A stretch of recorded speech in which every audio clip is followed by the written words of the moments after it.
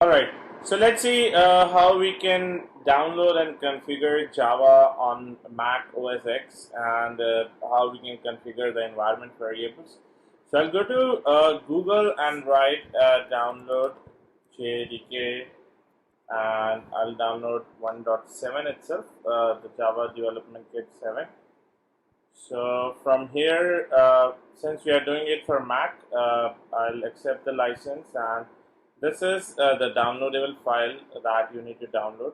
Right now, once you download it, it will once I click on this, it will start the download. Now again, installing Java is very simple. I already have this file on my machine, so I'll cancel the download. Uh, it's over here. I already have Java. This is the JDK, right? Now, once you double click on it, you can easily install it. Just double click on this icon and it will get installed. Now, installing Java is very simple as you're installing any other software, right? Now, once it is installed, you need to configure some environment variables. Basically, you'll go to your terminal and you'll write open.bash profile.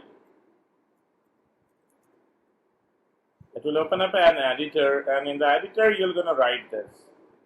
That is export java underscore home. You need to create a variable java underscore home equal to, and you need to give the path of your Java home. So this is the location where your Java is being installed. So if you go to this location, from the finder, I'll go to the folder. If I go to this location, you'll find the bin directory over here. So this is where my Java is actually installed inside this location, right? So this is the same location you should be giving over here, and then you need to save this file. So once you save this file, again go back to the terminal. You can write echo $java underscore home. It will going to show you the path of your JDK, right? And then you will write Java hyphen version.